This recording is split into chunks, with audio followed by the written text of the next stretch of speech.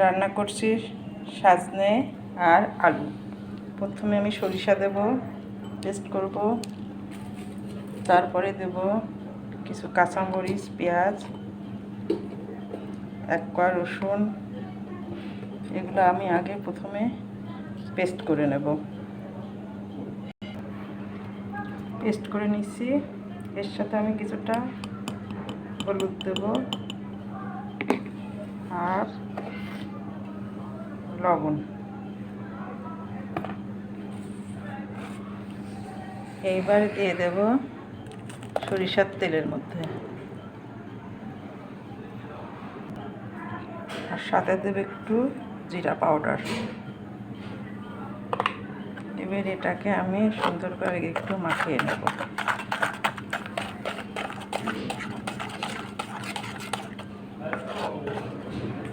মাখানো হয়ে গেছে। এর মধ্যে দিয়ে দেব আমি সাজনা,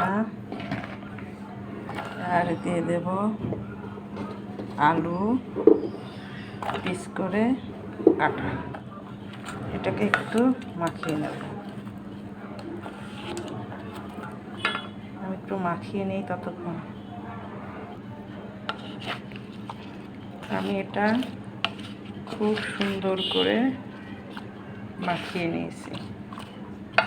এবার কিছুটা পানি দিয়ে দেব।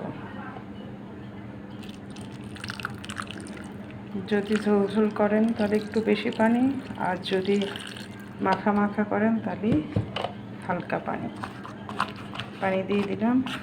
এবার আমি এটাকে নিয়ে যেয়ে চুলাতে বসিয়ে দেব। শুকনো মরিচের গুঁড়ার কথা ভুলে গেছি, একটু শুকনো মরিচের গুঁড়া দিয়ে দিলাম।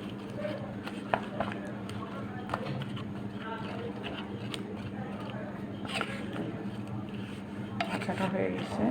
এবার নিয়ে যাই আমি চুলাতে বসিয়ে দেব। সরিষার সেই ঘ্রাণ বের হয়েছে। এই সাজনাটাতে আরেকটু ঝোল শুকাবো।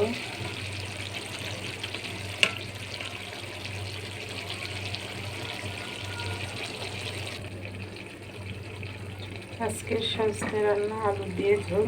এই যে নিচে সামান্য একটু তেল বের হয়ে গেছে।